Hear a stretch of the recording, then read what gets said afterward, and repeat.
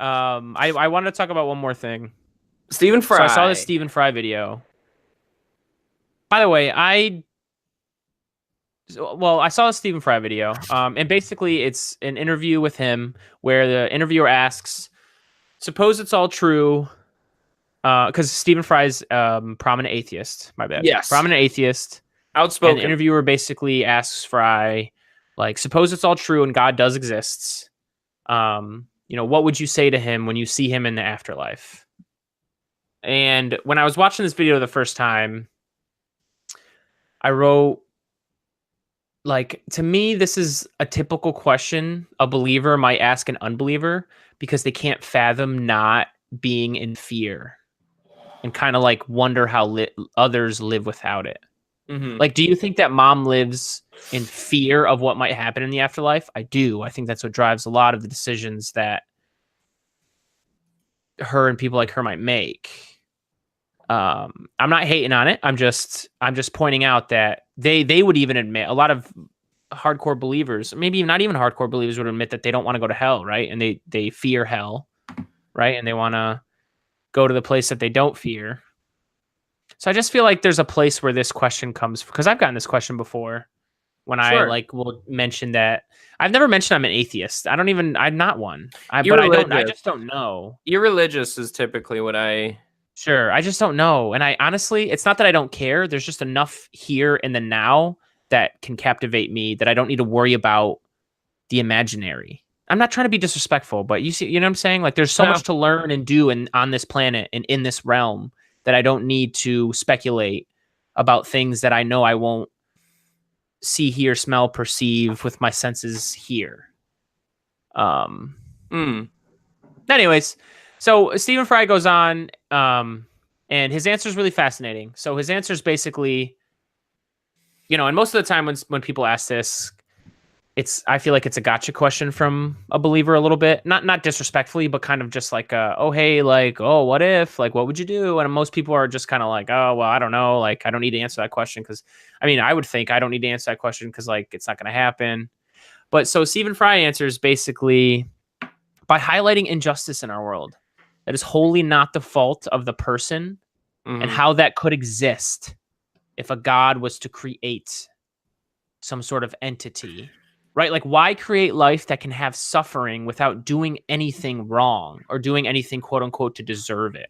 I guess we are getting a little subjective there, but how can one exist in a respectful and innocent manner and still have devastation, pain, and many other negative feelings for like no Yes. reason? So he essentially. So this is the problem of evil. Like this is something that sort of the religious, especially the philosophically religious people, have not been able to resolve. It's definitely a sticking point for anybody who seriously considers what it means if a god were to exist. And I Right. to be fair, it's one of the most damning things I think for me in terms of like Me too. why would it be created this way? If you could create it, if you were this all powerful individual, why would you feel the need to create it this way? Because there's plenty of things that are just horrible in this world that nobody is deserving of.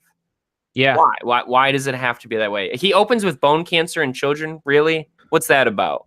Which I thought was it's pretty heavy, but Yo, that was good though. And that's fair. I like that he started that way because it instantly slaps you in the face and goes, get It ready does. for something different. And that's what I Mhm. loved about it. Once he said that, I was captivated the rest of the way. It was like, get ready for something that you weren't expecting, which is nice, Like, oh shit. Yeah, Like, here we yeah. go, grab the popcorn.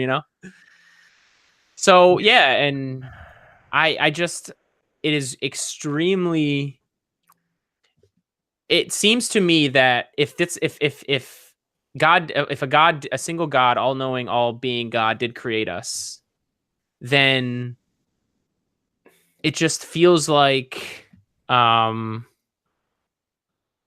don't know, it just feels like there's we're not similar to God. Like, why, if you're a being, why would you create something? um I just feel selfish. Just feel selfish. Why would you create something that you yourself, if you yourself don't have to go through that pain and suffering, why would you create anything else that would go through any sort of pain and suffering Well, it's interesting too It's just what gosh. Steven says at the end, sort of that little bit, because he says, if I die and all of a sudden I'm presented in front of these Greek gods, I get it, I Yeah. understand it, because the Greeks with their gods, they didn't pretend that they weren't human. Their gods were human, They or at were. least they had human faults. And in So it makes sense that a world that you would create would reflect those same faults.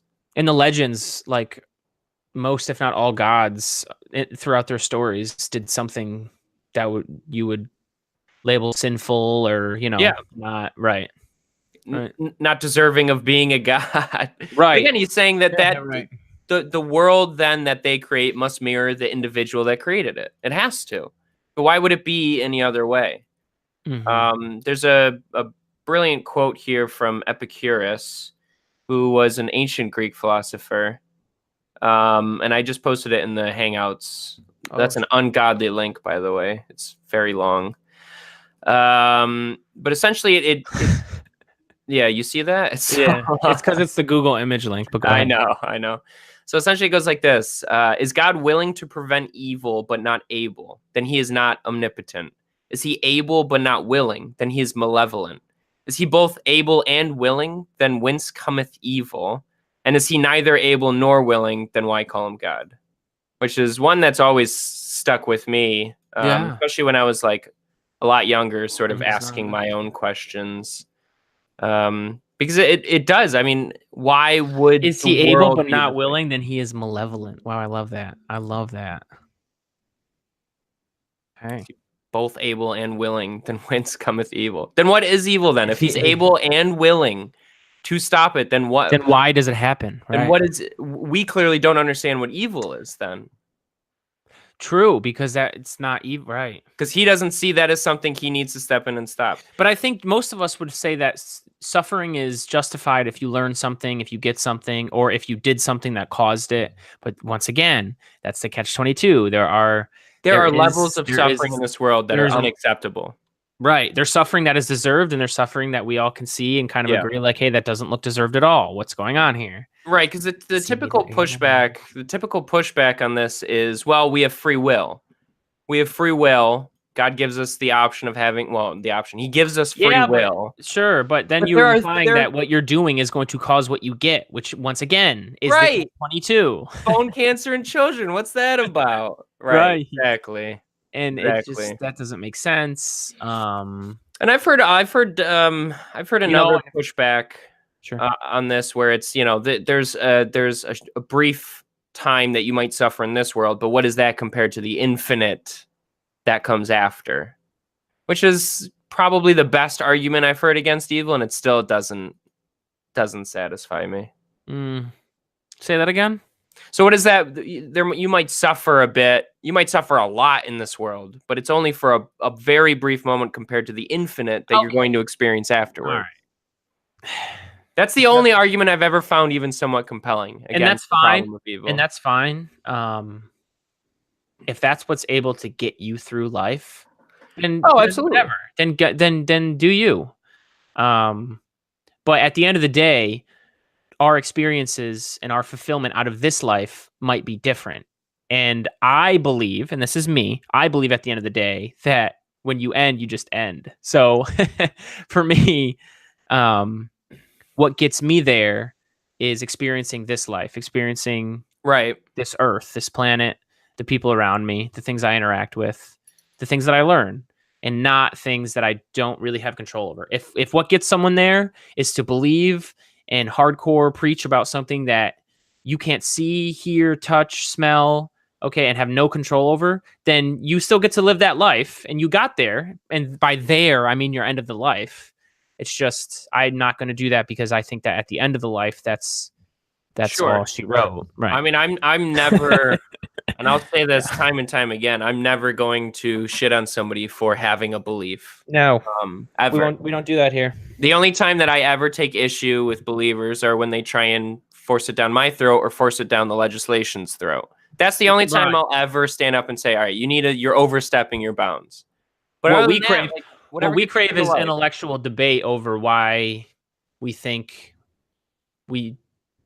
something's right, or why we think this makes sense. The control part is where everybody gets turned off. Everybody gets turned off. Yeah. So Absolutely. Yeah, well, unless you're on the side that's in control, then you're loving it. Then you have no integrity. Boy, you ain't got no integrity at all. Let me tell you something. Come on. Yeah, whatever gets you through the day, though, I'm not going to shit on you as long as you're keeping it to yourself. That's fine. Yeah, definitely. But this is why, like, man, I just